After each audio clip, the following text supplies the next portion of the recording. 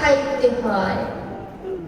অর্থাৎ আমার দেহের ভিতরে কাম থাকুক তাতে দুঃখ নাই, কিন্তু সেই কামটা যেন ভগবানের চরণে অর্পণ করে দিতে পারি, কামটা যেন গোবিন্দকে কামনা করার মতো হয়, আর প্রেমটা যেন গোবিন্দের চরণে নিয়োজিত থাকে। এর জন্য ভাবক বললেন, কাম প্রেম দুই বস্তু একই ভাণ্ডে রয়, কামকে ত্যাগ করিয়া কৃষ্ণ সুধা খাইতে হয়। নিম্নগামী যে যায় তার নাম ধারা, ঊর্ধ্বগামী যে যায় সে হয় রাধা। ঊর্ধ্বগামী হতে হবে, নিম্নগামী যে যাবে তার নাম ধারা। সব কথা তো বলা যায় না, তার নাম ধারা। সেই ধারাকে বর্জন করে যে ঊর্ধ্বগামী হবে সে হবে রাধা। আমরা সেই রাধা হওয়ার যোগ্যতা আমার বা আপনার কারোরই নেই, শাস্ত্রে বললেন, কিন্তু অনুকরণ করতে দোষ কোথায়? তার মতো হতে দোষ কোথায়? তার মতো তার ভাব কানকে যদি ধারণ করতে পারি, আর মাথার বস্তু পিতৃবস্তু যদি মাথায় ধরে রাখতে পারি, অযথায় যদি অপচয় না করি, তবে রাধারানী অবশ্যই মাথায় থাকবে। এর জন্য ভজন করার আগে গুরুদেবের কাছে যেতে হয়। শাস্ত্রে বললেন, যে জীবের গুরুকর্ণ নাহি হয় সে জীব শুকর সম জানিবে নিশ্চয়। সুতরাং গুরুদেবের কাছে যেতে হবে। গুরুদেব আমাকে জানিয়ে দেবে যে কিভাবে ভজন করতে হবে, নিত্য বস্তু কিভাবে ধারণ করতে হবে। এবার কাম প্রেম সম্পর্কে জানলাম, এবার জানবো যে আমার এই বিশ্বের মধ্যে থেকে আমি কিভাবে গোবিন্দকে স্মরণ করব। এই বিশ্ব হচ্ছে গুণময়, ক্রিয়াযুক্ত, ভাবময়, বিকারযুক্ত, আর আমার ভগবান ক্রিয়াহীন, গুণাতীত, তিনি অসীম রূপের অধিকারী। তাহলে এই বিশ্বে থেকে আমি সেই পরম ব্রহ্মের খোঁজটা পাবো কিভাবে? ভগবান বললেন যে তুমি গীতা পড়ো। এখন ভক্ত জিজ্ঞাসা করলেন যে আমি ভাগবত নিয়ে বসেছি, কেন আমি গীতা পড়বো? প্রশ্ন আসতে পারে না? গীতার 18টি অধ্যায়ের সবার শেষে যোগ শব্দটি লেখা আছে। অর্থাৎ তুমি বিষাদ যুগে আসছো, বিষাদটাকে ভগবানের সাথে যোগ করে দাও। তুমি ভক্তি যুগে আছো, ভক্তিটাকে ভগবানের সাথে যোগ করে দাও। তুমি মোক্ষ যুগে আছো, মোক্ষটাকেই গোবিন্দের সাথে যোগ করে দাও। ভক্ত বলল, তাই কি আবার হয়? বিষাদের সাথে কখনো গোবিন্দের সাথে যোগ করা যায়? কলিহত জীবের জন্য অভিনব তত্ত্ব দিলেন ভগবান, যে কলির জীবের ক্ষমতা নাই এই ক্ষুদ্র কণ্ঠে আমাকে ডেকে আনবে। এর জন্য এই গুণময় বিশ্বে থেকে তুমি তোমার দেহের সকল কিছু সেই গোবিন্দের সাথে, পরম ব্রহ্মের সাথে যদি যুক্ত করতে পারো, গোবিন্দ এ জন্মে না হোক পরজন্মে তোমায় চিঠি গ্রহণ করবে।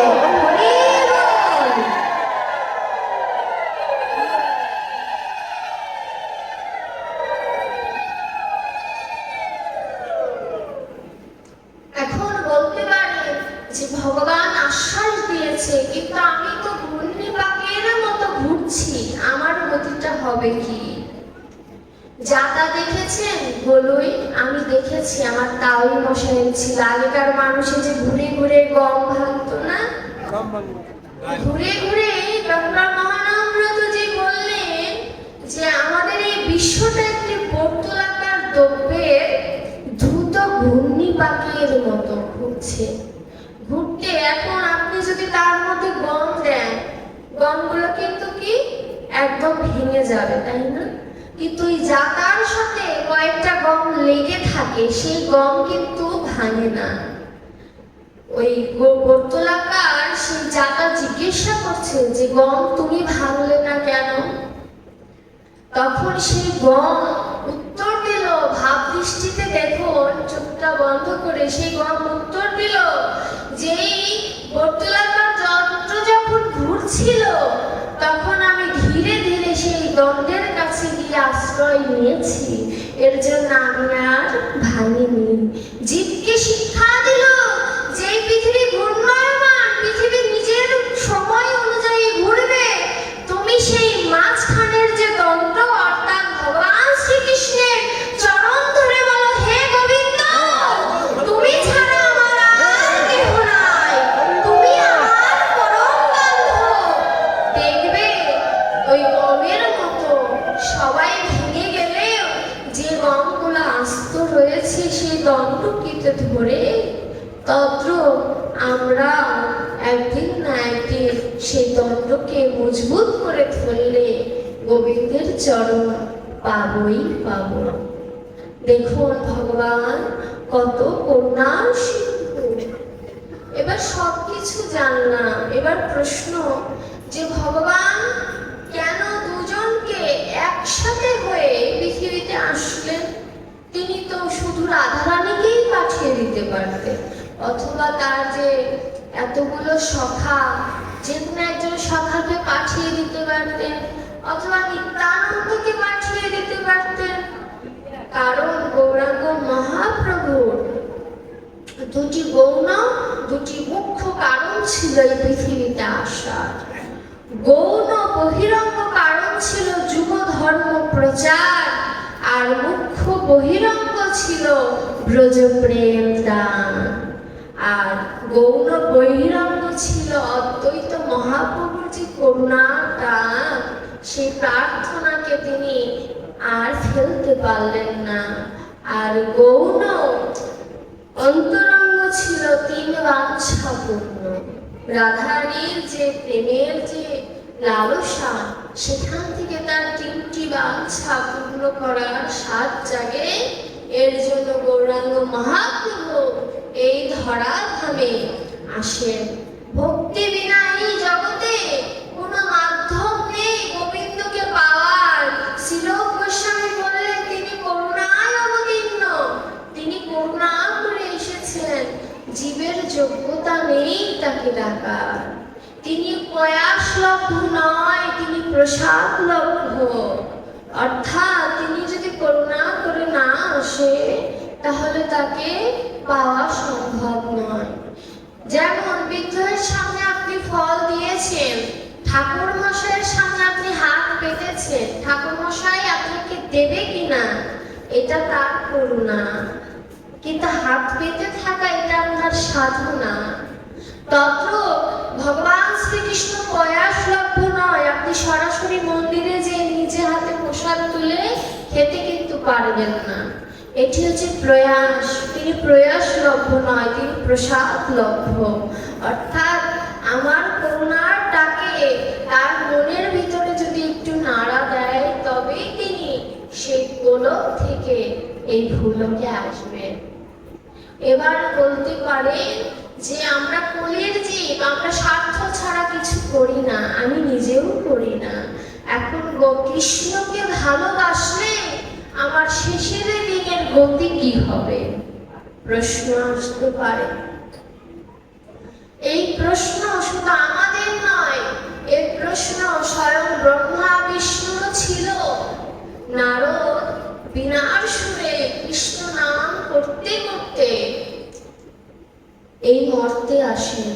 এক বুড়িমা তাকে দর্শন করে বলে যে নারদ, তুমি তো সারাক্ষণ কৃষ্ণ নাম করো, বলতে আমায় পারো যে কৃষ্ণ নাম করলে আমার শেষের দিনের গতি কি হবে?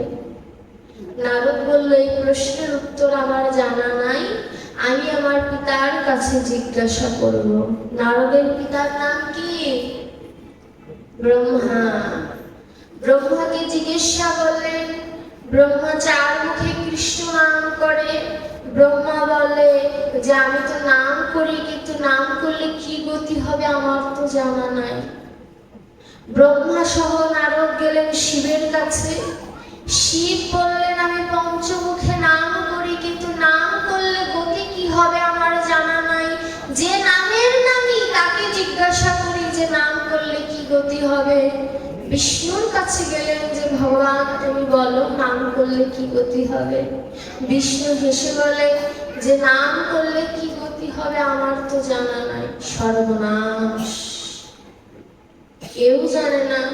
এখন বিষ্ণু বলল যে উত্তর একজন দিতে পারে। মধুরায় আমার এক ভক্ত আছে সন্দীপন মুনি।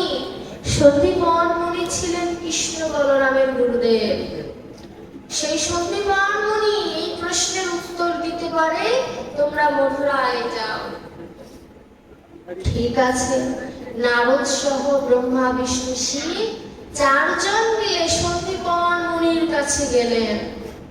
সন্দীপন মুনি ছিলেন সারাদিন ভিক্ষা করে, তিনি গোবিন্দের সেবা লাগাতেন। সেবা লাগিয়ে তার উপরে অতিথি সেবা দিতেন। অতিথি সেবার পরে যা অবশিষ্ট থাকতো তিনি সেবা নিতেন।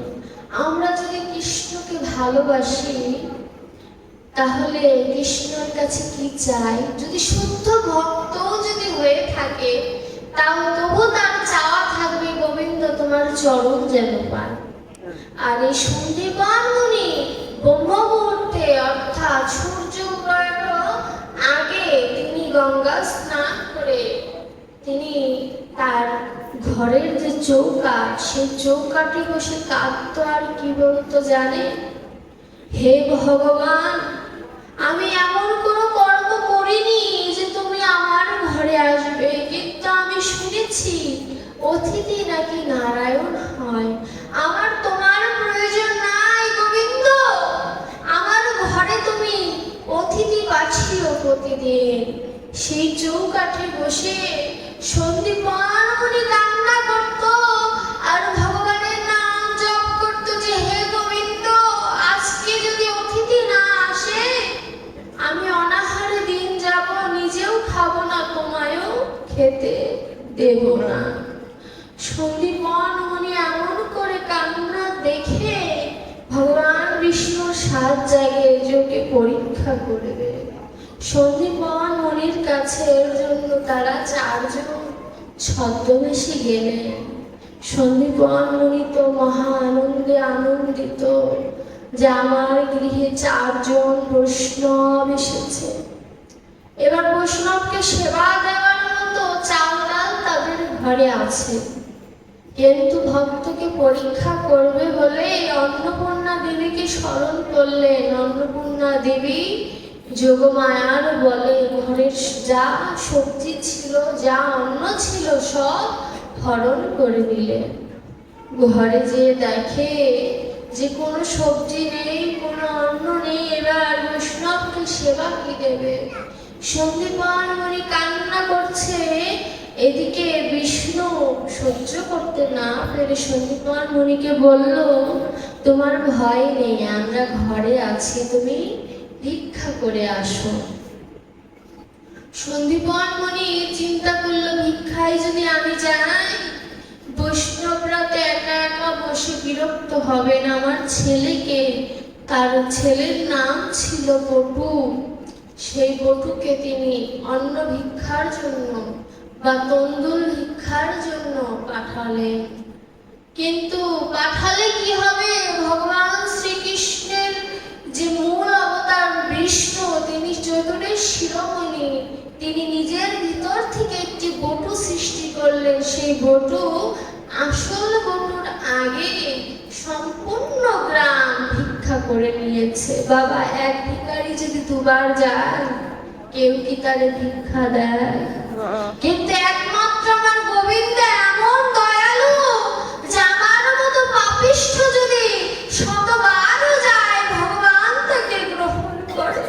ভগবান এত করুণার সিন্ধু, এমন কোনো কর্ম করেনি প্রভু যে বৈষ্ণব সেবা করার মতো সৌভাগ্য হবে। বটু কেঁদে কেঁদে বলছে 5 বছরের শিশু। এই মর্মান্তিক ঘটনা দেখে পদকর্তা পর্যন্ত কেঁদে বলেছে হায় হায়, জন্ম আমার বৃথা যায়, কি করিলাম ভবে এসে, কথা দিয়েছিলাম কি আর কথা রাখলামই বাকি।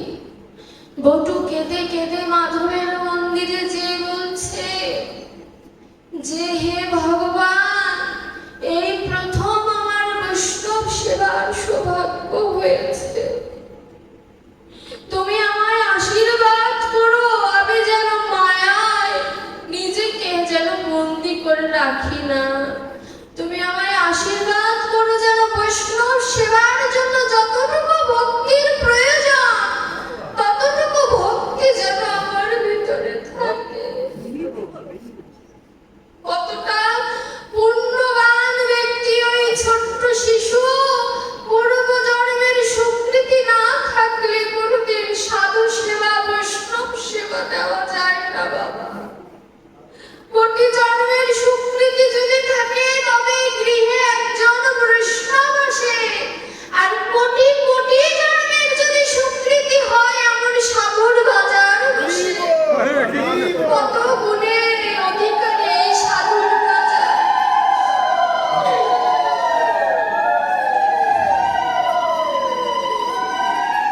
বটু আমার কেঁদে কেঁদে বলছে, প্রভু জীবনটা কেবল শুরুর পথে, আবার আলো নিভে যেতে পারে। এই মোমের আলোটা যেমন ক্ষণস্থায়ী, বাতাস পেলেই নিভে যাবে, তার চেয়েও বেশি ক্ষণস্থায়ী আমাদের ভিতরের আত্মা যখন তখন চলে যেতে পারে। তাই ভগবান বলেছে, ওরে ভক্ত, বটুকে দেখে শিখে নে, ভজন করার জন্য কোনো কাল পাত্র থাকে না। যে কাল বললেই কালে ধরে, একমাত্র শুদ্ধ ভজনের সময় ওই শিশুকাল থেকে শুরু কর। বটুর মতো রাস্তা যে অনেক বড় বাবা। বটু ভগবানের নাম নিয়ে বের হয়ে গেলেন। যমুনার তীরে এসে সকল বাড়ি ভিক্ষা চায়, কেউ ভিক্ষা দেয় না, সবাই মারে। বটু বলে, হায় রে গোবিন্দ, আগে যদি জানতাম তোমায় ভালোবাসলে এমন আঘাত খাবো, জীবনে তোমায় ভালোবাসতাম। বটুর এমন সরল হৃদয়ের কথা শুনে বিষ্ণুর চোখেও জল চলে আসে। এদিকে শুনতে পান বলে যে আমার বৈষ্ণবের বোধহয় বেশি ক্ষুধা পেয়েছে, আমি কত জন্মের অপরাধী যে বৈষ্ণবের চোখে জল আসে তবু আমার সেবা দেওয়ার ভাগ্য হয় না। বটু এবার ঠিক করে, বৈষ্ণব সেবা যদি আমি না দিতে পারি, ওই যমুনার তীরে আমি নিজেকে বিসর্জন দিব, এই দেহ আর রাখবো না। ওই এই অনুরাগটা আমার মধ্যে আসে না। আমি তো বলতে পারি না, গোবিন্দ ভজন যদি আমার না হয় বাবা, আমি এই দেহ রাখবো না। এই কথা তো আমার মুখে আসে না বাবা। বটু যখন যমুনায় ঝাঁপ দেবে, সুখ পাখি কানে এসে বলে, বৃন্দাবনে কেউ অনাহারে থাকে না, তুমি যমুনা পার হয়ে বৃন্দাবনে যাও। বটু ভাবছে, এই যমুনা আমি পার হব কেমন করে? এ যে শুধু যমুনা নয়, এ যে জীবকে শিক্ষা দিচ্ছে, একদিন তোমাকে ওই ঘাটে এসে চিন্তা করতে হবে আমি পার হব কেমন করে। বটু বিশ্বাস করতে ভগবান কৃষ্ণকে যে আমি যদি গোবিন্দকে একদিনের জন্য যদি ভালোবেসে থাকি, গোবিন্দ স্বয়ং আমায় পার করে নিয়ে যাবে। সরল হৃদয়ের ভক্তি যদি কারোর ভিতরে থাকে, গোবিন্দ তাকে সত্যি সত্যি পার করে নিয়ে যায়। কিন্তু আমার মতো হতভাগা জীব তো আর কেহ নাই। নিজে ভাগবত শ্রবণ করি, সরল করাই, কই আমার মধ্যে তো এমন ভক্তি আসে না বাবা। বটু চোখ বন্ধ করে যমুনায় আস্তে আস্তে গুটি গুটি করে পা দিয়ে যমুনায় মিশে যাচ্ছে। যমুনার ভাব তরঙ্গ দেখে পদকর্তা বললেন, যমুনার কি সৌভাগ্য, ভক্তির চরণ তিনি বক্ষে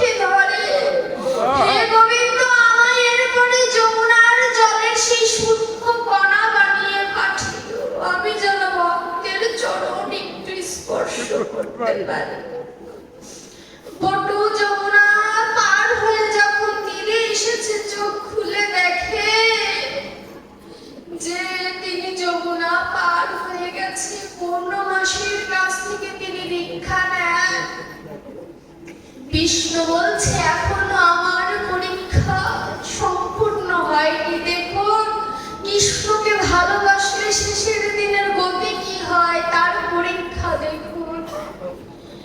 পৌর্ণমাসীর তন্দুল নিয়ে যখন আবার যমুনায় নেমেছে, ভগবানের একটি অবতার হচ্ছে কচ্ছপ। কচ্ছপের রূপ ধরে তিনি যমুনার নিচে ছিলেন। কচ্ছপের উপরটা যেমন পিচ্ছিল, জীবকে শিক্ষা দিল মায়ার আবরণটা কেমন পিচ্ছিল।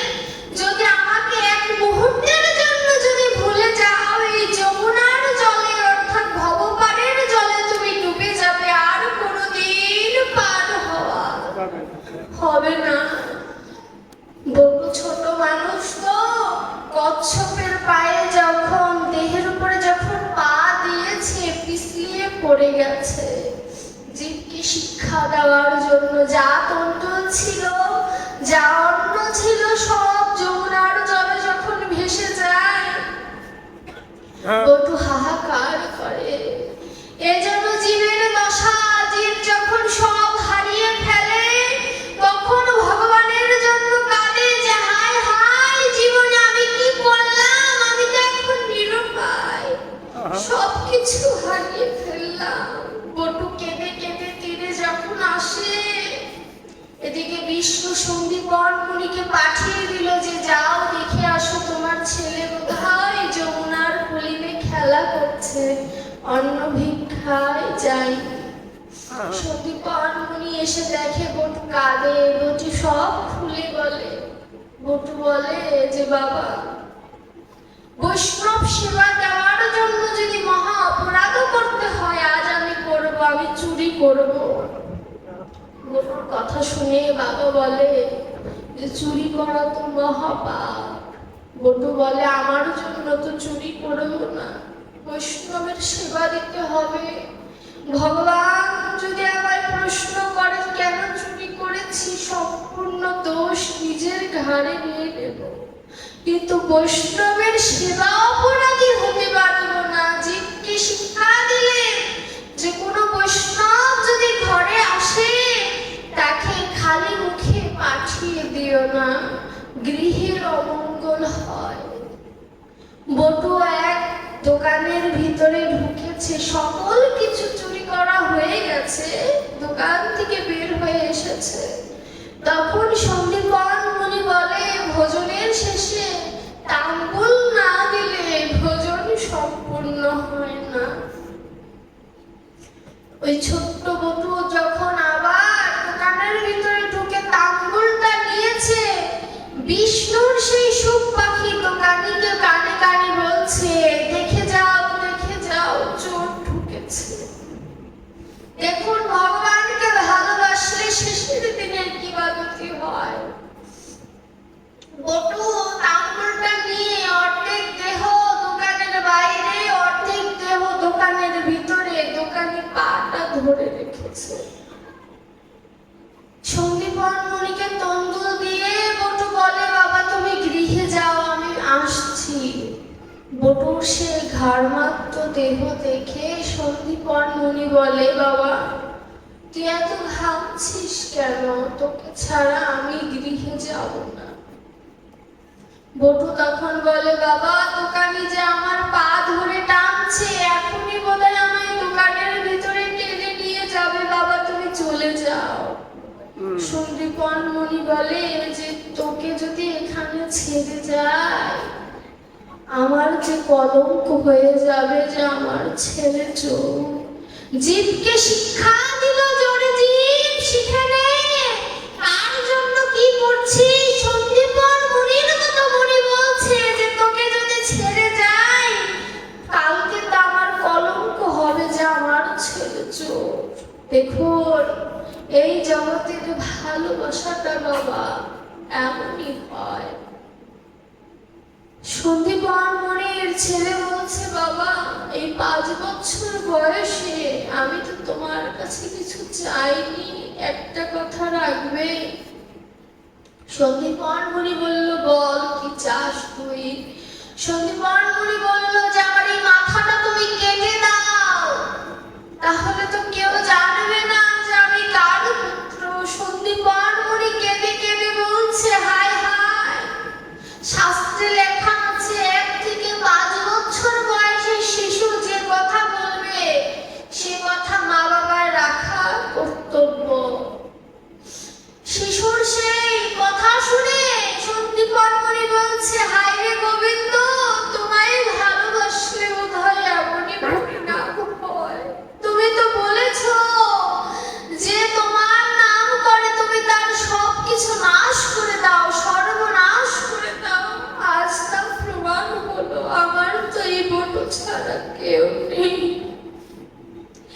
একজন বাবা জানে তার সন্তান মৃত্যু পথে যদি থাকে বা মারা যায় কতটা কষ্ট, আর সেই পরম পিতা তিনি সকলের পিতা, তার কত কষ্ট যে আমার মতো বলি হতো জীব তাকে ভুলে গিয়ে মায়ায় আচ্ছন্ন হয়ে আছে।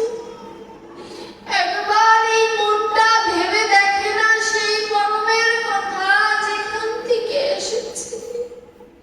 বটুর কথা শুনে বাবা বাধ্য হয়ে বটুকে হত্যা করলেন। গৃহে যে বৈষ্ণব সেবা দেওয়ার পরে ভগবান বিষ্ণু তো জানেন কি হয়েছে। ভগবান বিষ্ণু বললেন যে আমি যমুনার তীরে যাব হাওয়া খেতে, চলো সন্দীপন মুনি তুমি চলো আমার সাথে। এদিকে দোকানিও ওই মাথা কাটা দেহটা যমুনায় ফেলে দিয়েছে, আবার সন্দীপন মুনিও তার ছেলের মাথাটা যমুনায় ফেলে দিয়েছে। এই দুটি দেহকে বিষ্ণু দেখে সন্দীপন মুনিকে বলে, তুমি কি চেনো এই বাচ্চা শিশুকে? সন্দীপন মুনি মুখ ঘুরিয়ে বলে যে এই শিশুকে আমি চিনি না। দেখুন ভগবান বিষ্ণু সে তো আর জানে না, তিনি চিন্তা করছে যে বৈষ্ণব কষ্ট পাবে, আমি বলবো না। ঠিক যেন আমাদের শ্রীবাসের পুত্র যখন মারা গিয়েছিল, শ্রীবাস যেমন বলেছিল কই কিছু হয়নি তো, তুমি যেখানে আছো প্রভু সেখানে তো খারাপ কিছু হতে পারে না, যেখানে তার পুত্র মারা গিয়েছে। তত্র সন্দীপন মুনিও বলছে আমি চিনি না। ভগবান নিজের রূপ ধারণ করলেন। সন্দীপন মুনি তাকে প্রণাম জানিয়ে বলল, জোরে জীব দেখে নে, আমায় যদি ভালোবাসি সেই সন্দীপন মুনির মতো আমি তোকে টেনে হিসড়ে মাটিতে নামিয়ে দেব। এমন যদি হয় দশা, কেউ কি গোবিন্দকে ডাকবে বাবা? গোবিন্দকে বলল, আমায় যদি পেতে হয় খাঁটি সোনার মতো আমি প্রয়োগ করে নেব। এবার ব্রহ্মাকে বলল, তুমি জোড়া লাগাতে পারো নাকি, দেহটা দেখো। ব্রহ্মা পারলেন না, শিব পারলেন না, ভগবান বিষ্ণু পারলেন না। নারদ মুনি যখনই পুত্রটাকে ধরেছে, পুত্রটা জ্যান্ত হয়ে গেছে। নারদ মুনি বলছে, ভগবান তুমি দাঁড়াও, আমি বুড়ি মায়ের উত্তরটা দিয়ে আসি। কি উত্তর দিয়েছিল জানো? যে ভক্ত অপেক্ষা কেউ শ্রেষ্ঠ নয়, ভক্তের চরণ ধুলি যদি মস্তকে থাকে আর গোবিন্দের কৃপা যদি থাকে অসংখ্য সাধনা করতে পারে।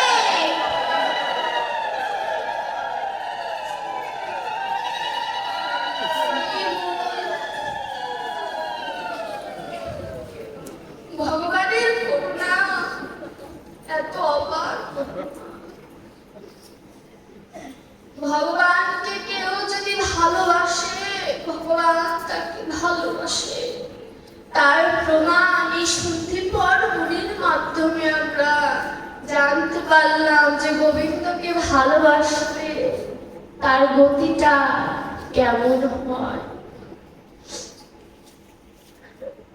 ভগবান ভক্তকে ভালোবাসে, এর জন্য ভগবান ভক্তকে কষ্ট দিয়ে বোঝায় যে এই জগতে কেউ কারো নয়, সকলে আমরা অপরের জন্য কাঁদছি, কিন্তু যার জন্য কাঁদার প্রয়োজন ছিল তার জন্য কাঁদছি।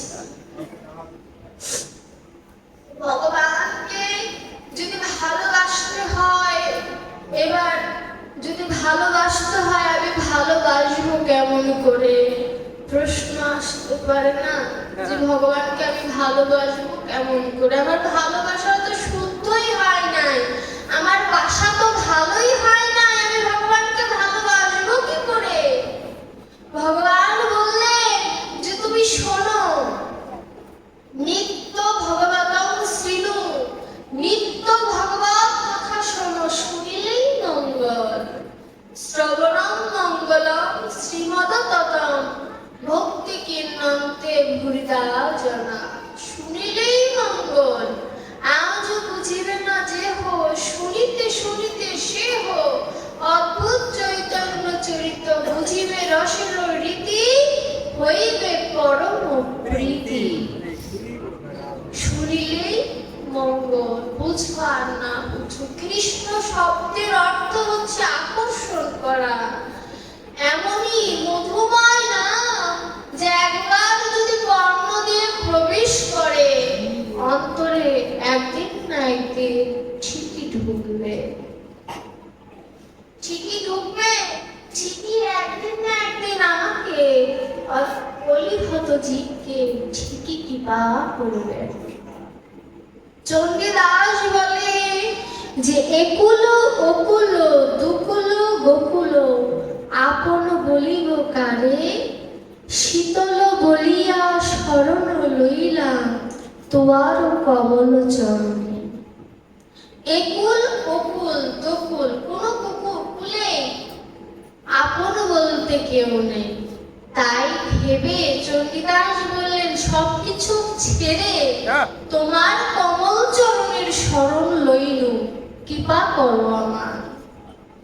এই যে ভক্তের ডাক যে তুমি আমায় কৃপা করো, এই কথাটা যেদিন ভিতর থেকে আসবে সেদিন ভজন এর ধাপে এক ধাপ এগিয়ে যাব।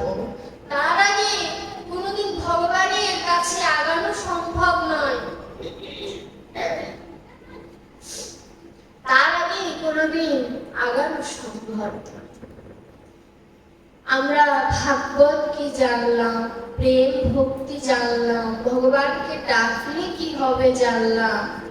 এবার যদি বলি যে আমি তো শিশু বয়সে ভগবানকে ডাকি নাই, আমার বয়স তো অনেক হয়ে গেছে, বৃদ্ধ হয়ে গেছি, এখন আমার উপায়টা কি হবে? ভাগবতের জীবনের যে অধ্যায় নীলা কথা স্মরণ যদি কেউ করে 10 থেকে 15 মিনিটে শেষ দেওয়া যাবে, কিন্তু এই কথাগুলো জানা প্রয়োজন। বাবা আপনাদের কি ভালো লাগছে? হ্যাঁ ভালো লাগছে। না হলে আমি লীলার ভিতরে প্রবেশ করবো, এগুলো জানা প্রয়োজন। না ভালো লাগছে। এই জিনিসগুলো আমরা পাঠকরা ঠক দিয়ে যাচ্ছি, মানে আমাদের নামের শেষে ঠক দিয়েও যাচ্ছি আমরা, ঠক আপনারা আদায় করে নেবেন আমাদের কাছ থেকে। এই ভাগবতে যে কয়েকটি অধ্যায় আছে, ওই ছোট্ট বাচ্চা যে শিশু, সেও টিভি সিরিয়াল দেখে মুখস্থ করে ফেলেছে যে ভগবান শ্রীকৃষ্ণ কি কি করেছে। কিন্তু এই যে আমি যা বললাম, যা গোবিন্দ আমাকে দিয়ে বলালেন, এই কথাগুলো থেকে আমরা হারিয়ে যাই। এই কথাগুলো আমাদের জানতে হবে, এই কথাগুলোকে ধারণ করতে হবে, ভগবানের কথা স্মরণ করতে হবে, আর যে বিষয় সেগুলোকে ধারণ করতে হবে। ধারণ না করলে স্মরণ করা হবে না। মোর মুখে বক্তা তুমি, তুমি হও শ্রোতা, হৃদয়ে কহাও তোমার বাণী। আমার মুখে বক্তাও ভগবান শ্রীকৃষ্ণ, আমার সামনে শ্রোতাও ভগবান শ্রীকৃষ্ণ, আমার হৃদয়ের ভিতরেও ভগবান শ্রীকৃষ্ণ। সকল কিছুই কৃষ্ণময়। সমদর্শন যেদিন হবে, গীতায় বলেছে সমদর্শন করো। কেউ যদি ভাগবত বা গীতা পড়ে তাকে রাজর্ষি উত্তম বলা হয়। রাজস্বীর থেকে উপরে রেখেছে। কেন? যে গীতা ভাগবত পড়ে তিনি হচ্ছে রাজস্বী, অর্থাৎ তার জ্ঞান আছে।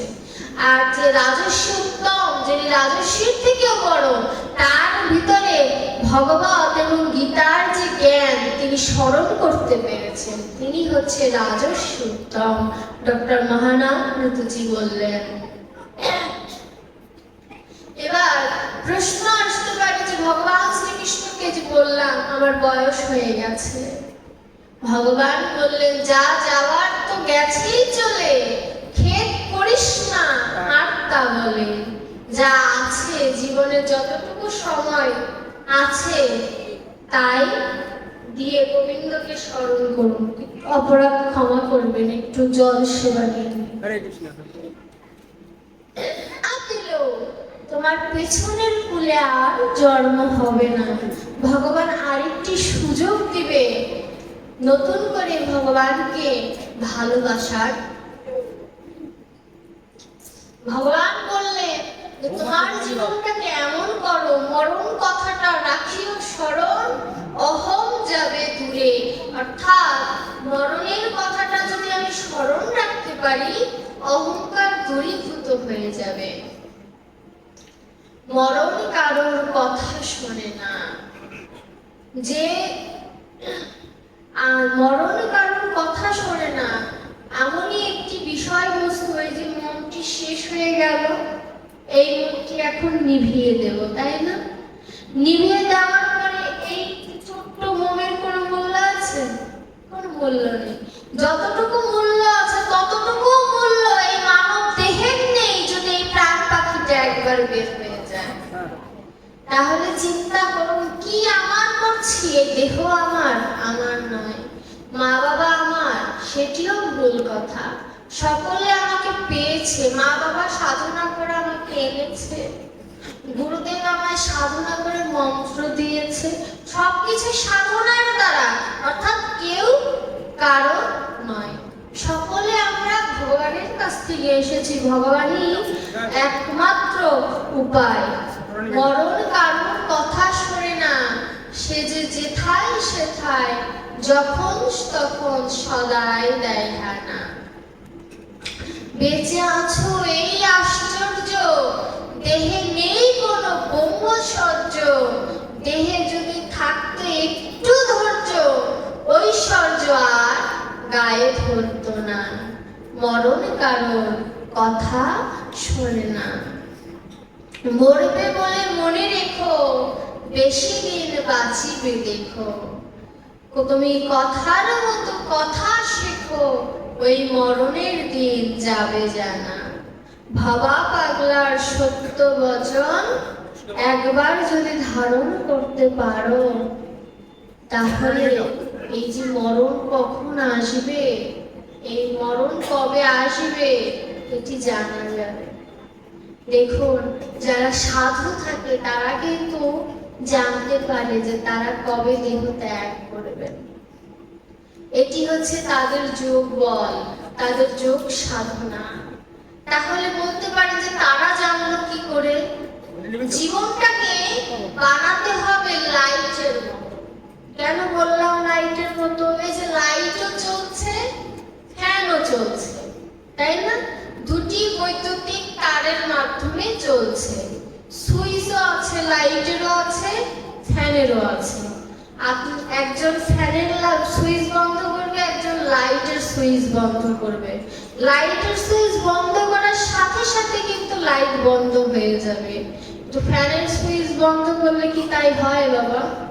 2-3 পাক দেবে, তারপরে বন্ধ হবে। অর্থাৎ আমি বোঝাতে চেয়েছি যে আমার মতো কলিহত জীবের অবস্থায় ফ্যানের মতো হয়েছে। গোবিন্দ বন্ধ করে দিলেও আমি বলি আমি আমার মতো 2-3টা পাক নিই, তারপরে গোবিন্দের কাছে সারেন্ডার করি যে ভগবান আর পারছে না। কিন্তু যিনি শুদ্ধ বৈষ্ণব, তিনি ওই লাইটের মতো, যাকে একবার বন্ধ করলে বৈষ্ণব ওখানে স্থগিত, তিনি আর পা বাড়ায় না। তিনি চিন্তা করে গোবিন্দ সাড়া দিয়েছে, অবশ্যই সমস্যা রয়েছে। আমাদের জীবনটাকে এর জন্য এই লাইটের মতো হতে বলেছে। এই লাইটের আলোয় আমি ভাগবত আপনাদের স্মরণ করাচ্ছি। এই লাইটের আলোয় কোনো চোর কোনো দোকানে চুরি করছে, তাহলে দোষ কার? আমার দোষ, আমার ভিতরে আত্মার দোষ তিনি আমাদের করাচ্ছে। আমাদের আত্মাটা ওই লাইটের আলোর মতো, তিনি সাক্ষী স্বরূপ আমার ভিতরে রয়েছে। বেদে বলেছে 10 আঙ্গুল পরিমাণ জায়গা নিয়ে ভগবান আমাদের হৃদয়ে থাকেন, কিন্তু তিনি সাক্ষী স্বরূপ রয়েছে। সব কিছু আমাদের উপরে দায়িত্ব দিয়ে তিনি রয়েছেন এই কারণে যাতে শ্বাস প্রশ্বাসটা চলে। ভগবান আমাদের ভালো কর্মে উৎসাহিত করে না, খারাপ কর্মে উৎসাহিত করে না, কিন্তু হ্যাঁ, এই তুলসীর মালা যেদিন থেকে কোনো ভক্ত ধারণ করবে সেদিন থেকে ভগবান তাকে খারাপ কিছু করতে গেলে অবশ্যই নাড়া দেবে। কিন্তু আমাদের ভিতরে একটা হরি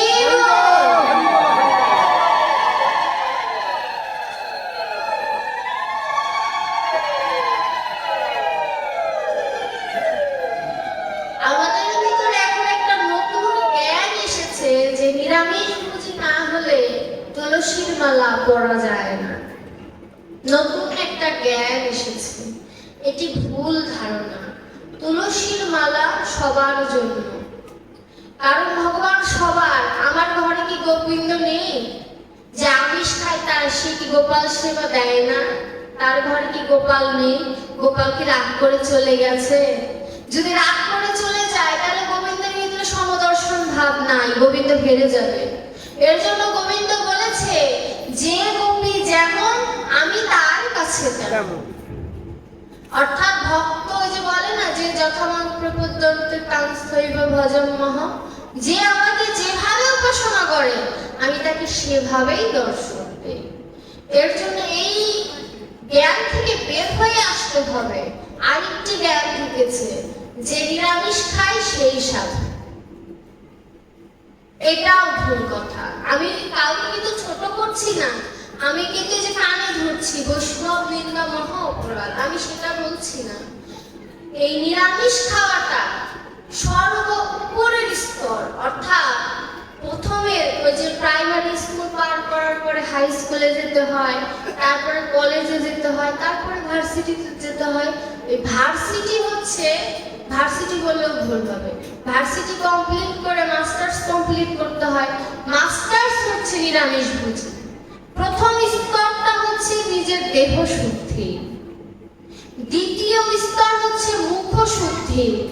সত্যই পরম ধীমহি, সত্যই পরম ধর্ম।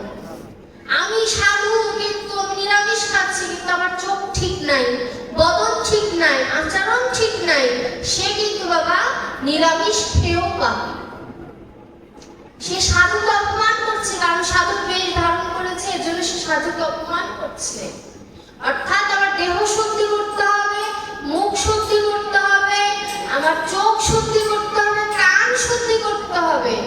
সকল কিছু যখন আমার পূর্ণাঙ্গ দেহ শুদ্ধ হয়ে যাবে তখন আমাকে শাস্ত্র গ্রন্থ পাঠ করতে হবে, গোবিন্দকে জানতে হবে। এই সবগুলো ধাপ যখন কমপ্লিট হবে, যখন ভার্সিটি কমপ্লিট হবে, অনার্স কমপ্লিট হবে, তখন আপনি নিরামিষ ভোজি হতে পারেন। নিরামিষ ভোজি হয়ে ভজন করে না, ভজন আগে মজ, তারপরে ভজন। আগে মস্তে হবে, তারপরে ভজন করতে হবে। এর জন্য এই জিনিসগুলো থেকে বের হয়ে আসতে হবে। যে নিরামিষ খাচ্ছে তাকে আমি প্রণাম করব, তিনি আমার প্রণাম গ্রহণ করব। কিন্তু আমাদের ভিতরের এই জ্ঞান থেকে বের হয়ে আসতে হবে যে নিরামিষ খায় সেই সাধু। এই কথাটা ভুল। যারা কালীকে উপাসনা করেন তারা কিন্তু মাছ মাংস খায়, আপনারা জানেন কিনা আমি জানি না। মাছ মাংস খায়, তারা কি বড় মাপের নয়? তারাও কিন্তু বড় মাপের। তাদের কাছে মূল মাধ্যমটা থাকে মুখ, বদন, বচন। তাদের কথাগুলোকে তারা সত্যি পরিণত করেছে।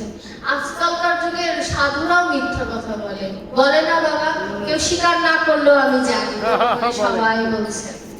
এর জন্য আমি আগেই বলেছি আমি বৈষ্ণবকে অপমান করছি না। ইউটিউব দাদারা এগুলো কেটে কিন্তু ছাড়বেন না, এটা আমার অনুরোধ, কেটে ছাড়বেন না, সম্পূর্ণ কথাটা ছাড়বেন, না হলে আমাকে বৈষ্ণবরা আবার আমাকে অপরাধী বানিয়ে দেবেন। আমার কথার মূল উদ্দেশ্য হচ্ছে যে নিরামিষ ভুজি সে তো প্রণামের যোগ্যই, কিন্তু যে নিরামিষ খায় নাই তাকে অবহেলা করবো এটাও নয়, তিনিও প্রণামের যোগ্য যদি তার মতো ভজন থাকে। আমার ভিতরে যদি ভজন একবার চলে আসে ওই হরিদাসের মতো হবে। হরিদাস বলেছিল না 22 বাজারে বেত্রাঘাত খেয়ে যে নাম আমি ছাড়বো কি, নাম আমায় ছাড়ে না। তদ্রূপ আমার দেহটা যদি ভজনে লেগে যায় ওই আমিষ আমাকে ছেড়ে যাবে, আমাকে আর আমিষ ছাড়তে হবে। ওই আমিষ যেদিন আমাকে ছাড়বে সেদিন সত্যিকার অর্থে আমিষ ছাড়া হবে, আর আমি যদি আমিষ ছাড়ি সেটাকে আমিষ ছাড়া হবে না। কারণ আমি যদি নিরামিষ খেয়েও যদি আমার চোখ ঠিক না থাকে নিরামিষ খেয়ে লাভ নেই। সুতরাং সর্বপ্রথম কাজ থাকবে সত্য কথা বলা, দেহটাকে পবিত্র রাখা, সুন্দর রাখা। ভগবানের জন্য শাস্তি হবে, এই তিলকটা ধারণ করতে হবে। এই তিলকের মধ্যে বিশাল একটি মাহাত্ম্য, দ্বাদশ অঙ্গে তিলক ধারণ করতে হবে, ভগবানকে স্মরণ করতে হবে। ভগবান যদি কৃপা করে তবে ভজনের পথে অগ্রসর হওয়া সম্ভব। এবার এগুলো তো জানলাম, এবার আমার যদি বলে যে আমার তো যা যাওয়ার চলেই গেছে, আমার একটি সন্তান আছে, তাকে আমি কৃষ্ণ পথে চালিত করব কি করে, বা তাকে কি এখনই কৃষ্ণ পথে দেওয়ার প্রয়োজন আছে না ভবিষ্যতে দেব?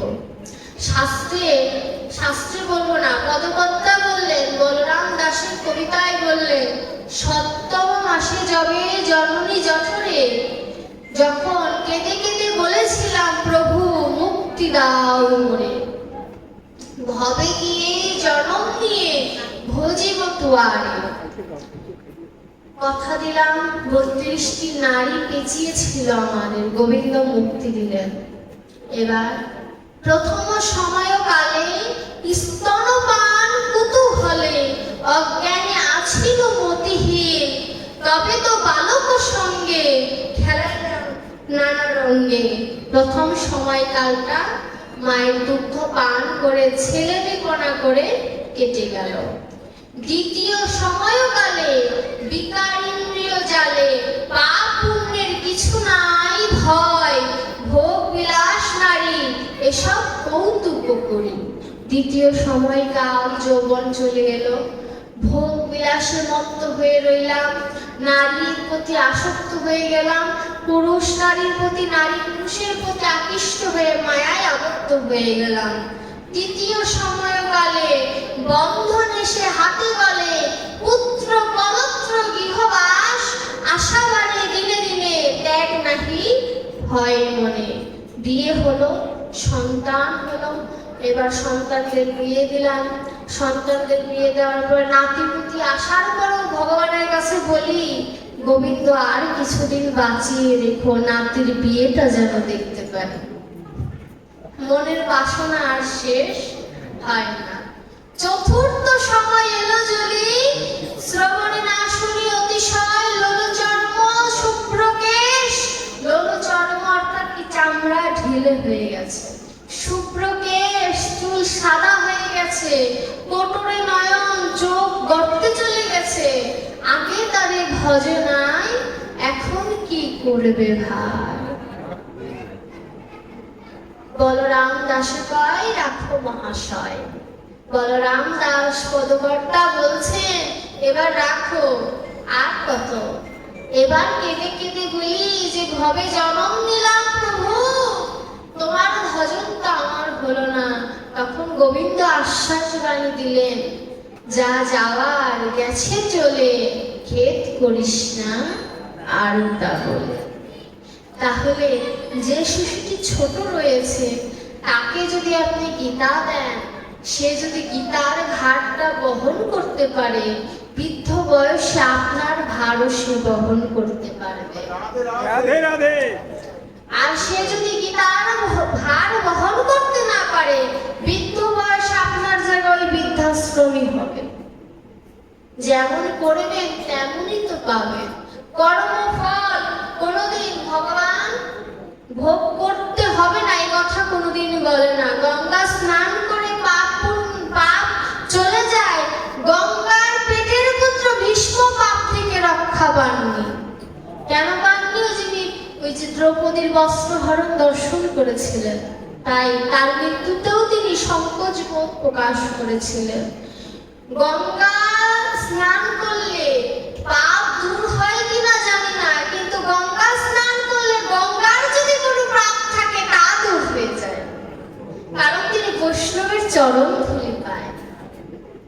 কারণ তিনি বলেছেন যে কোনো অভক্তের গায়ে যদি ভক্তের চরণ ধুলি লাগে, সে পাপী পুষ্প রথে চড়ে বৈকুণ্ঠে যায়। শাস্ত্রের কথা। তাহলে কত ভক্ত অভক্ত যেই ইন্ডিয়ায় যায় সেই স্নান করে, অর্থাৎ তাহলে সকলে যদি স্নান করে পুণ্যবতী কিন্তু গঙ্গাই হল, কারণ সে সম্পূর্ণ সব ভক্তের চরণ ধরে তার বক্ষে রেখেছে। এর জন্য গঙ্গা স্নান করে, তীর্থ স্নান করলে যে পুণ্য হয়, গণেশ ঠাকুর পার্বতী আর শিব ঠাকুরকে 7 বার প্রদক্ষিণ করে বলেছিল না, আমার বিশ্ব 7 বার প্রদক্ষিণ হয়ে গেছে। তত্র যদি কারোর সামর্থ্য না থাকে সেই ভারতে যাওয়ার জন্য, মা বাবাকে পূজা করো, ভগবানকেও পূজা করার প্রয়োজন নাই। মা বাবা যদি আশীর্বাদ করে, ভগবান সাধু সাধু বলে গ্রহণ করবে।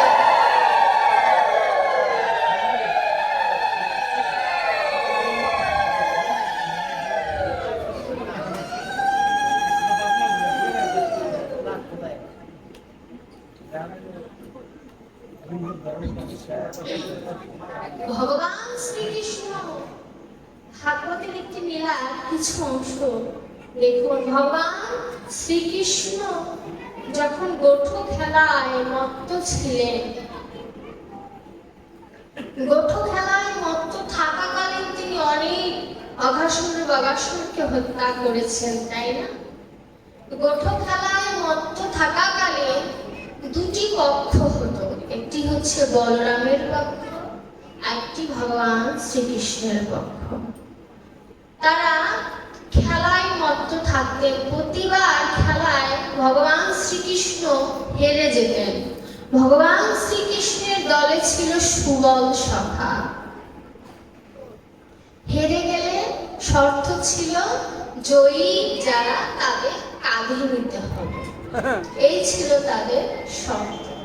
ভগবান শ্রীকৃষ্ণ তো চতুর্চূড়ামণি, তিনি ইচ্ছা করে হেরে যেতেন যাতে ভগবান ভক্তের চরণ তার বক্ষে নিতে পারে। সুবল একদিন ভগবান শ্রীকৃষ্ণকে বলছে যে কানাই, তোর দলে আর থাকবো না। কেন ভাই? তোর দলে থাকলে যে হারতে হয়। সুবলকে বললো, ঠিক আছে আমি একাই খেলবো, তুইও দাদার দলে চলে যা। কানাই প্রতিবারের মতো হেরে গেলেন। তো ভাগে সুবলকে তিনি এবার আজ কাঁধে নিলেন।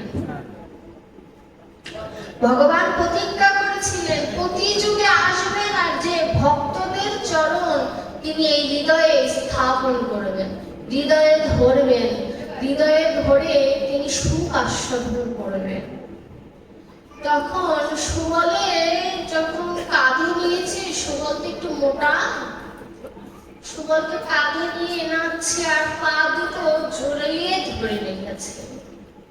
এবার জড়িয়ে যখন ধরেছে, ভগবান শ্রীকৃষ্ণ নয়নের জলে ভক্তের চরণ ধুইয়ে দিচ্ছে। পাশে পদকর্তা দর্শন করে বললেন, জোরেজি তুমি দেখে নাও, তুমি ভগবানকে ডেকে কতবার কেঁদেছো বলো, দেখে যাও ভগবান শ্রীকৃষ্ণ ভক্তকে কত ভালোবাসে। সে কত ভালোবেসে ভক্তের চরণ নিজের অঙ্গে ধরে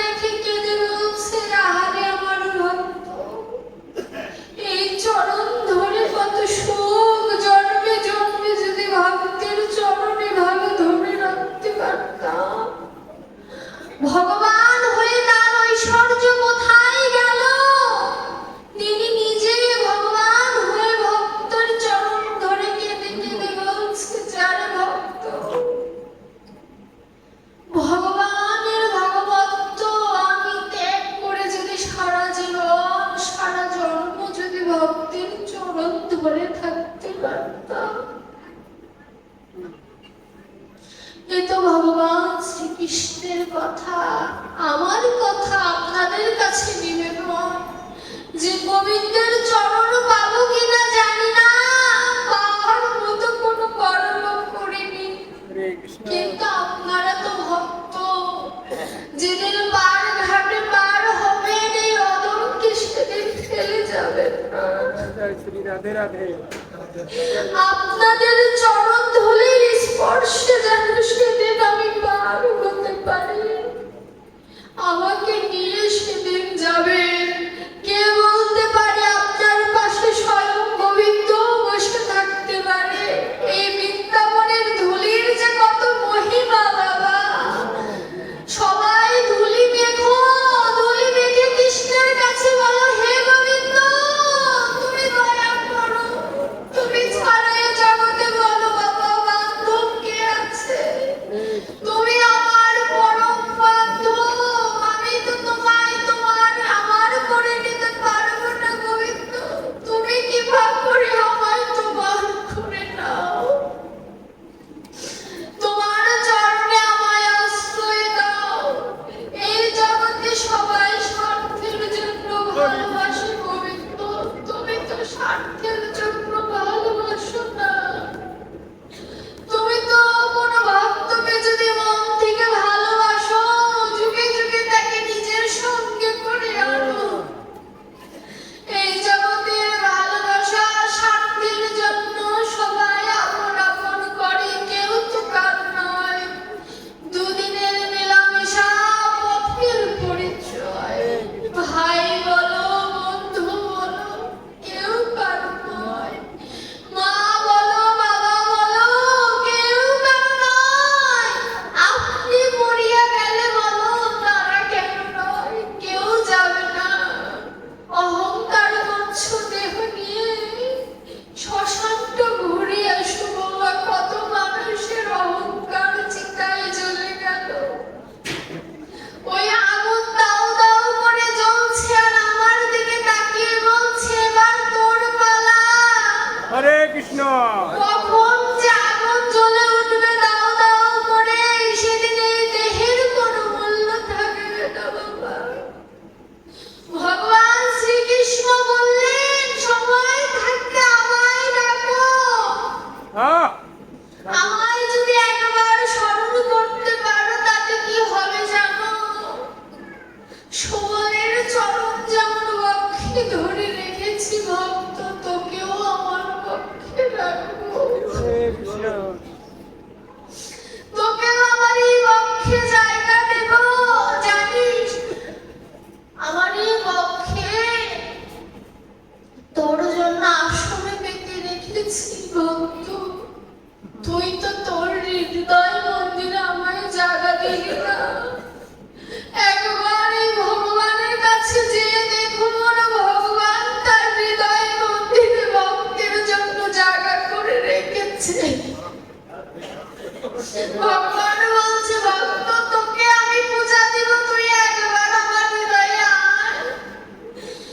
জগৎবাসী বলছে দেখে যা, অভিনব তত্ত্ব ভাগবত দিয়ে গেল। এতদিন শুনেছি ভগবান আসে, ভগবান ভক্তের জন্য ডাকে, লীলা করার জন্য। অভিনব তত্ত্ব ভগবান ভক্তের জন্য কাঁদে বাবা। ভগবান বলছে যে তোর ক্ষমতা নেই আমায় কেড়ে ডাকবি, দেখ আমি তোর জন্য এসেছি। হরে কৃষ্ণ। গৌরাঙ্গ মহাপ্রভু নদিয়াতে লাঠি নিয়ে বের হয়েছে নগরীতে। কেন জানো বাবা? কর নেওয়ার জন্য। শ্রীবাস বললে যে কর যদি দিতে হয় তাহলে চাঁদ কাজী মলয় কাজীর কাছে যেয়ে যাব, তোমায় দেব কেন? গৌর প্রহরী বলেছিল বাবা আমি এই জগতের কর নিতে আসিনি, আমি যে পারের ঘড়ি নিতে এসেছি। পারের ঘড়ি তো সঞ্চয় করে রাখা হলো না। 16 আনা নিয়ে এসেছিলাম, দিতে দিতে দেখি 1 আনার অবশিষ্ট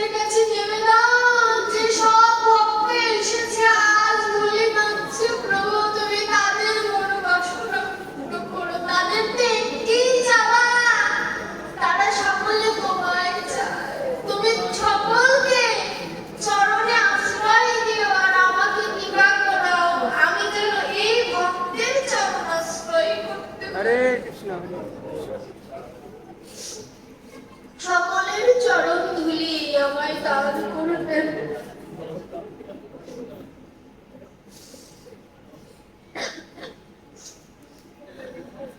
মালা গাঁথা শেষ করার পূর্বে তুমি এলে এই ঘরে, শূন্য হাতে বরং তোমায় করব কেমনে। একটা মালা তৈরি করার কথা ছিল, কি মালা জানো? 5টি কর্মেন্দ্রিয়, 5টি জ্ঞানেন্দ্রিয়, 6টি রিপু, 16টি ফুল দিয়ে একটি মালা গাঁথার কথা ছিল। সেই মালা কি দিয়ে গাঁথার কথা ছিল? ভক্তি অনুরাগ দিয়ে মালা গাঁথার কথা ছিল। কিন্তু প্রভু, মালা গাঁথা শেষ হওয়ার আগেই তুমি এলে ঘরে, মৃত্যু হয়ে এলে ঘরে। এখন শূন্য হাতে কি দিয়ে বরণ করবো তোমারে বলো? বিফল মালা ফুলগুলো আজ কোথায় বলো রাখি? তুমি খানিক দাঁড়াও, সেই কুসুমে তোমার চরণ ঢাকি। তুমি খানিক দাঁড়াও, সেই কুসুমে মালা গাঁথা হয়নি তাই কি সেই কুসুম দিয়ে তোমার চরণ গুলো ঢাকি। আকুল কেশে পা ধোয়ায়ে আঁচল দিয়ে দেব মুছে, মোর নয়ন হবে আরতি দিন, আরতি করব তোমার তরে। এই নয়নটাকে আরতি দিন করে তোমাকে আরতি করব প্রভু, কিন্তু এই নয়ন যে বহির জগতে হয়ে গেছে। কোন নয়ন দিয়ে তোমায় ডাকবো প্রভু? তুমি সাড়া দেবে কি ডাকে? তোমায় ডাকলে তোমায় সাড়া পাবে? বলে দাও আমায় প্রাণবন্ধু। কত অপরাধী অপরাধী, কত মানুষ তুচ্ছ তাচ্ছিন্ন করে প্রভু। কারোর মনের মতো তো হতে পারলাম না গোবিন্দ। যদি কারোর মনের মতোই না হতে পারি, তুমি আমায় নিয়ে যেও তোমার চরণে। আর চাই না এই ভবযন্ত্রণা, তুমি আমায় গ্রহণ করো প্রভু।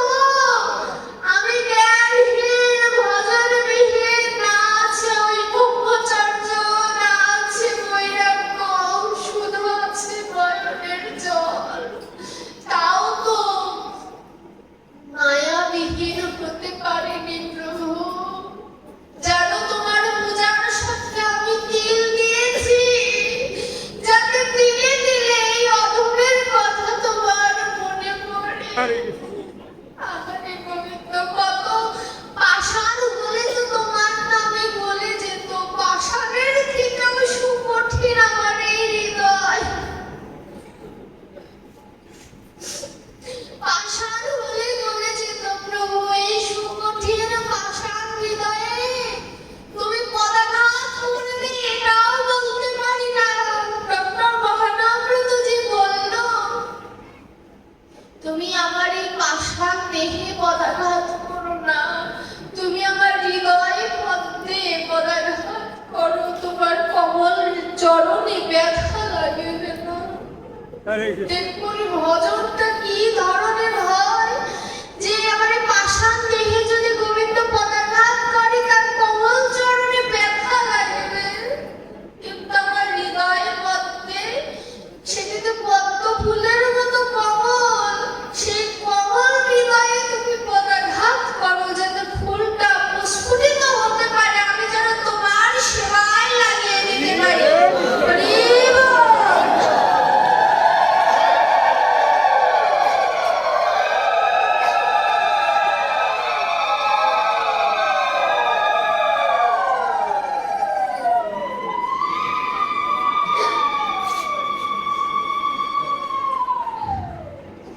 গোবিন্দকে ভালোবাসলে গোবিন্দ তাকে ক্ষণিকের কষ্ট দিতে পারে, কিন্তু শেষ মুহূর্তে গোবিন্দ তাকে ভালোই বাসে, কারণ গোবিন্দ পরীক্ষা করে নেয় যে ভক্ত আমার কাছে যে এসেছে আর কোনোদিন সংসারমুখী হবে না তো। এই পরীক্ষা করার জন্য গোবিন্দ আমাদের পরীক্ষা করে নেয়। দুধ, একটি প্রদীপ জ্বালাতে আপনি যদি একটি প্রদীপের মধ্যে দুধ ঢেলে দেন, প্রদীপ কিভাবে জ্বলবে? জ্বলবে না। সেই দুধকে যদি আপনি প্রক্রিয়াজাত করে ঘি তৈরি করেন, প্রদীপ কি জ্বলবে না? জ্বলবে। আমার দেহটাও তত্ত্ব, এই দেহ দিয়েই ভজন সম্ভব, কিন্তু আমার দেহের মধ্যে যদি মায়া আচ্ছন্ন থাকে, দুধের মতো মায়া আচ্ছন্ন থাকে, তাহলে জ্ঞানের প্রদীপ জ্বলবে না। আবার আমার এই দেহে মায়া আচ্ছন্ন দেহকে যদি আমি কৃষ্ণ নামের দ্বারা পবিত্র করে ঘৃত প্রক্রিয়াজাত করতে পারি, এই দেহে গোবিন্দকে স্মরণ করা সম্ভব। দুধ আর ঘিয়ের পার্থক্য এখানে। নিজের দেহটাকে তৈরি করতে হবে ঘিয়ের মতো, যাতে দেওয়ার সাথে সাথে জ্ঞানের প্রদীপ জ্বলে ওঠে। জ্ঞানের প্রদীপ জ্বলে ওঠে। আমাদের এই জ্ঞানের প্রদীপ জ্বালানোর জন্য কিসের প্রয়োজন? গুরুদেবের প্রয়োজন। আচ্ছা জানেন এই ভক্তি জগতে প্রথম গুরুকে, শিষ্যকে জানা আছে কারোর? এই ভক্তি জগতে প্রথম গুরু হচ্ছে রাধারানী এবং প্রথম শিষ্যা হচ্ছে চন্দ্রাবলী। একজন বামা নায়িকা, একজন দক্ষিণা নায়িকা। কৃষ্ণ যখন মথুরায় চলে গেলেন, রাধারানীর প্রাণ যায় অবস্থা, তখন রাধারানী চন্দ্রাবলীকে ডেকে বললেন যে শোন চন্দ্রাবলী, তোকে আমি কৃষ্ণ ধন দিয়ে যাব। তখন চন্দ্রাবলী বলে যে তোর মরণের সময় তুই প্রলাপ হচ্ছিস, তোর তো নিজেই কৃষ্ণ হারা, আমায় কৃষ্ণ কি দিবি? বললো যে আমি তোকে সাক্ষাৎ কৃষ্ণ না দিতে পারলেও কানে কানে কৃষ্ণ ঠিকই দিয়ে যাব। রাধারানীর ভক্তি জগতের প্রথম গুরু, যিনি চন্দ্রাবলীর কানে বীজ মন্ত্র দিয়ে দিলেন, এবং এই চন্দ্রাবলী আর বলরাম মিলিত তনু হচ্ছে নিত্যানন্দ মহাপ্রভু, অনঙ্গ মঞ্জুরি যাকে বলা হয়। না হলে তো রাস আস্বাদন করতে পারবে না। রাসের মধ্যে সখী ভাব থাকা প্রয়োজন। আর নিত্যানন্দ দাদা তো দাদা। এই আমাদের এখানের মধ্যে কিন্তু পঞ্চতত্ত্ব আছে। জগৎবন্ধু সুন্দর বললেন শ্রীখোল অদ্বৈত, করতাল নিত্যানন্দ, ভক্তি শ্রীবাস প্রেম গদাধর, আর যে নাম সেই গৌরচন্দ্র।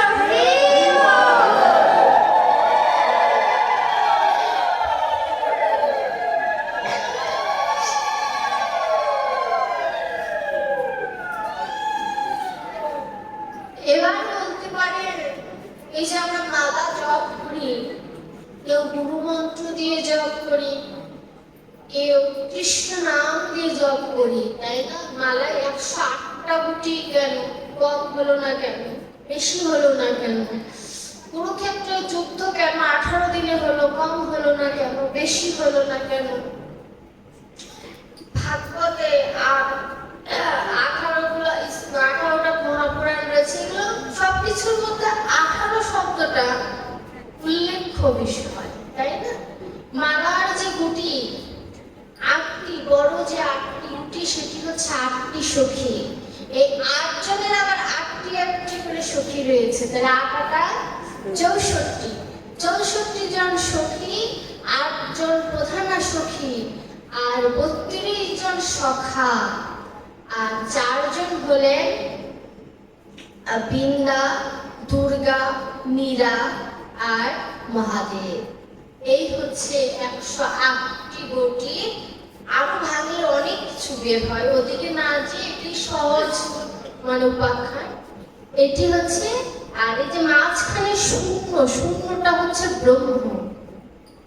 এই মাঝখানে শূন্যটা হচ্ছে ব্রহ্ম। আর 18 শব্দের অর্থে যে 18 মোকাম আমার দেহ, এই 18 মোকাম দেহের কথা সব জায়গা উল্লেখ করা হয়েছে যে 18 মোকাম তত্ত্ব। আমি একটু স্মরণ করবো, সবকিছু তার বলা যায় না। চূড়া মধ্যে চূড়ামণি ব্রহ্ম পাশে স্থিতি, তার মধ্যে মহাবিষ্ণু করেন বসতি। চক্ষুতে কালা চাঁদ করিছে ধ্যান, নাসিকাতে নিত্যানন্দ করে মধুপান। কণ্ঠেতে শ্রী চৈতন্য গোসাই হয়ে সাবধান, মুখেতে ভদ্রাক্ষ 33 বদন। জিহ্বাতে নারদ মুনি বাজায় কুণ্ডল, জিহ্বার নিচে বসে গয়া গঙ্গা জল। আল জিহ্বায় সরস্বতী, বামেতে শ্রীরাম, কণ্ঠেতে শ্রী কানাই, বাহুতে বলরাম। শ্রী গোবিন্দ দান অধিপতি, সপ্তম বসে শ্রী জগন্নাথ করেন বসতি। নাভি মূলে ব্রহ্মা সদা করিছে লীলা, লিঙ্গে মহাদেব বসিল এ চন্দ্রকলা। গুজ্জদারে বসে আছে নারু গোপাল, কামিনীর সঙ্গে বড়ই রসাল। হাঁটুতে শক্তি স্থিতি বসুমতি পায়, 18 মোকাম তত্ত্ব শোনা মহোদয়। এই 18 মোকাম তত্ত্ব যে করতে পারে জয়, সে সর্বানন্দ ধাম জয় করতে পারে। এই 18 মোকাম তত্ত্ব, এই আমার দেহটা, এর চেয়ে বেশি আর ভাগবত আসলে ভাঙা যায় না। এই 18 মোকাম তত্ত্ব গুরুদেবের কাছে জেনে নিতে হবে যে কোথায় আমার এই দেহের মধ্যে রাস চলছে, আমার এই দেহের মধ্যে বৃন্দাবনের সকল কর্ম চলছে। 84 কোষ বৃন্দাবন আমার এই দেহের মধ্যেই অবস্থিত, একে খুঁজতে হবে। কিন্তু যে ভজনের কথা বলিও না যথা তথা, ভজনটা গোপনের বিষয়, কিছু গোপনের বিষয় গোপনেই রাখতে হয়। এখন বলতে পারেন যে গোবিন্দ ভজন আবার গোপনীয়তার প্রয়োজন কি? গোপনে কিছু আছে বলে গোবিন্দ গুরুদেব গোপনেই দিয়ে থাকেন। আবার আমরা জপ করার সময় কিন্তু আত্মার ভিতরে রেখে জপ করি। গোপনে যে গোবিন্দ ভজে সেই তো হয় গোপী, কিন্তু সাবধান, গোপী ভাব সর্বত্র ফলানো উচিত।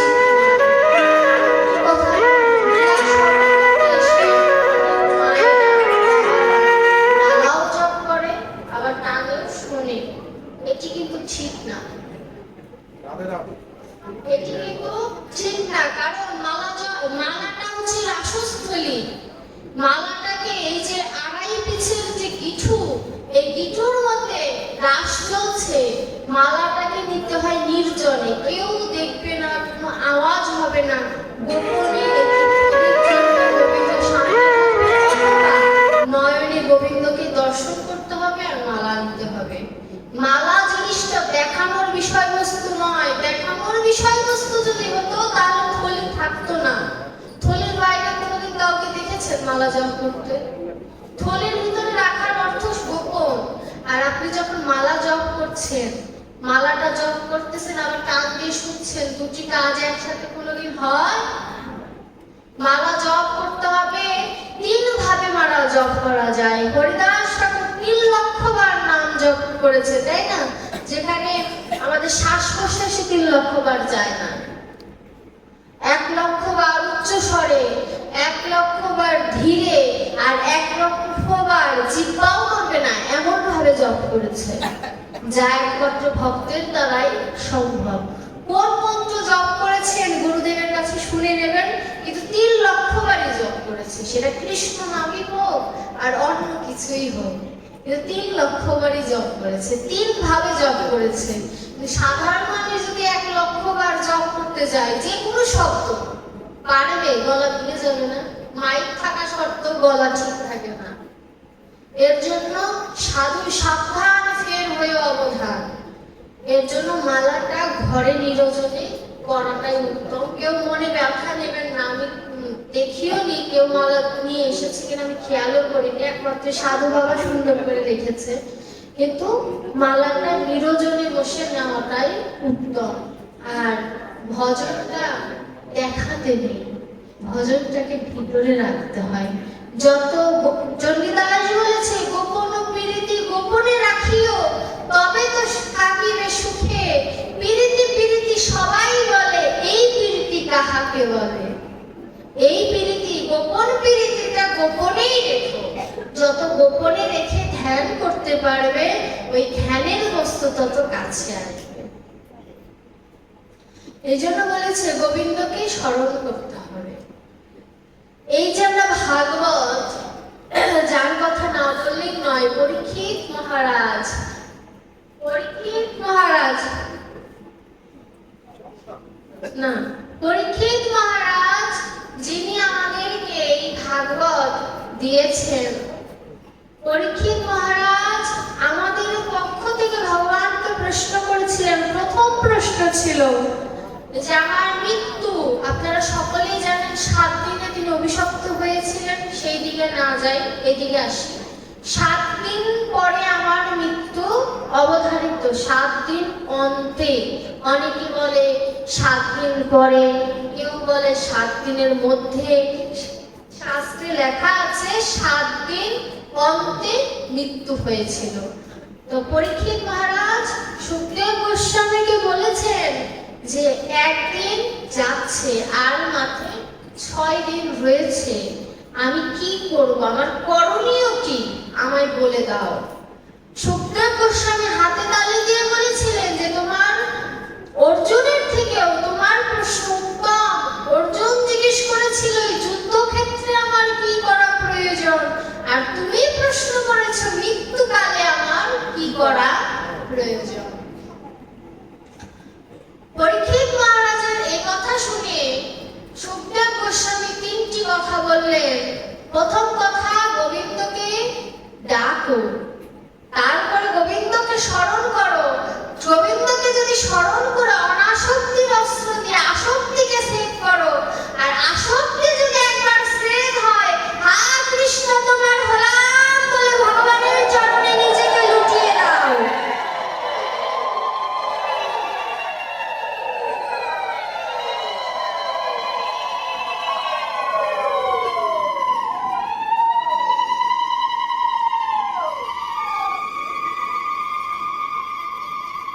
কলিযুগে দাপর এবং কলিযুগের সন্ধিক্ষণে রাজাকে আমরা যদি প্রশ্ন করি, সবাই এক বাক্যে কিন্তু বলবেন পরীক্ষিত মহারাজ, তাই না?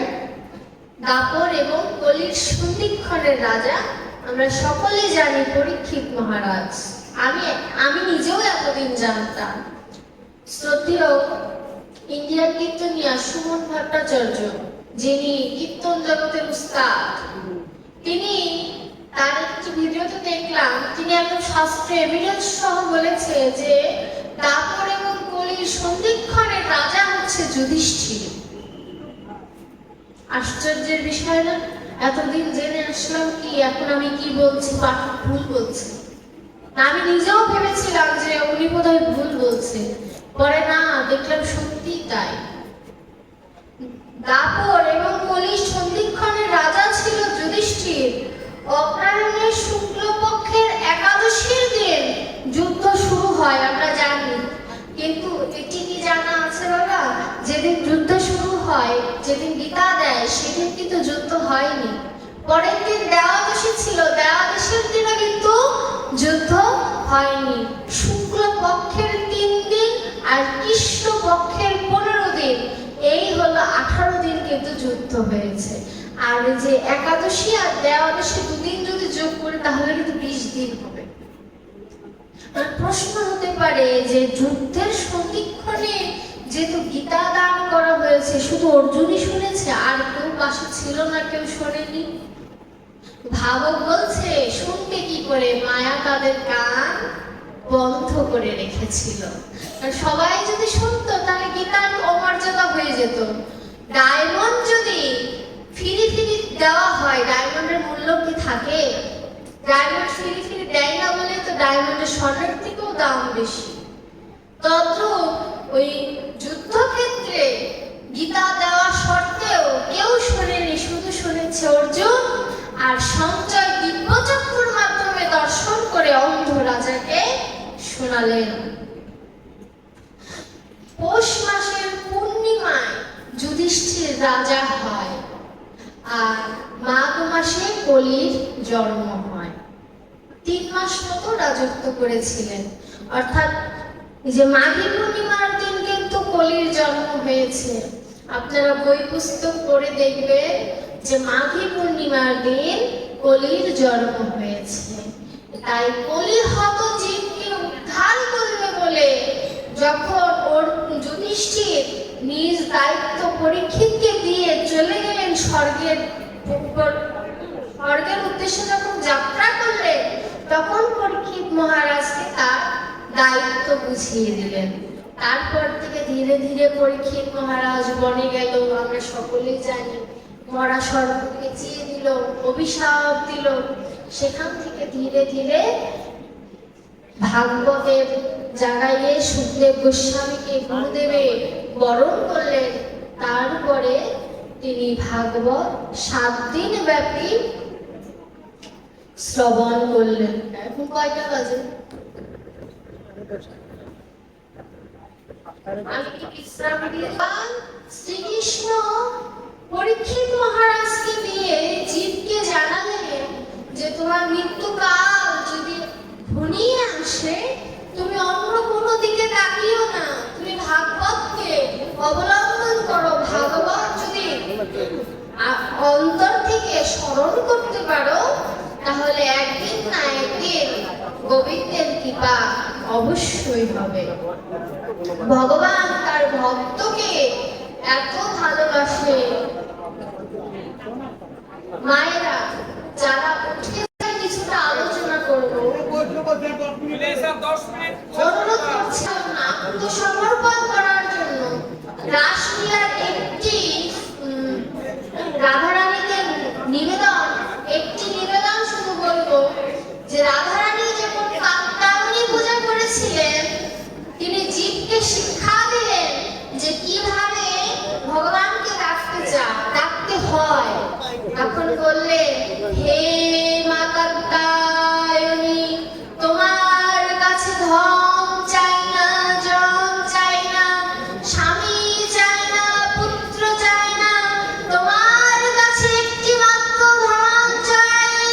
নন্দ ঘোষের পুত্র কৃষ্ণকে যেন আমরা সবাই স্বামী রূপে পাই।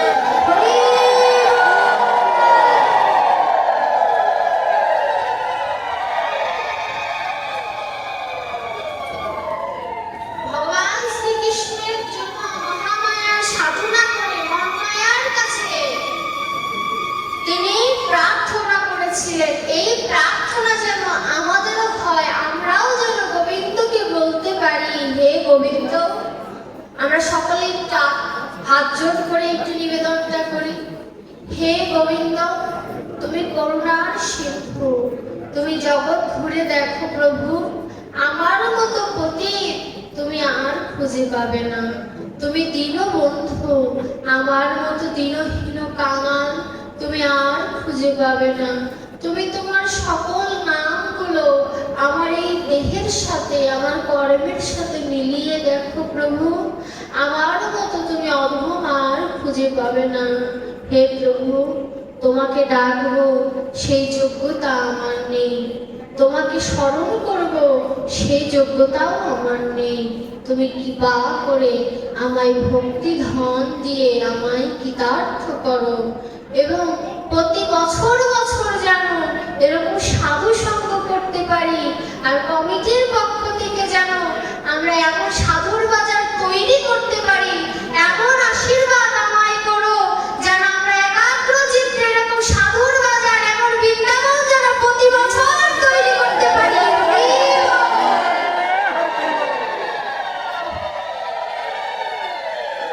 সকলের মনোবাসনা যেন পূর্ণ হয়। গোবিন্দ সকলকে ভালো রাখুক। আর আমার জন্য একটু আশীর্বাদ করবেন, আমিও যেন আপনার আপনাদের মতো ভক্তের ভক্ত সঙ্গ করতে পারি।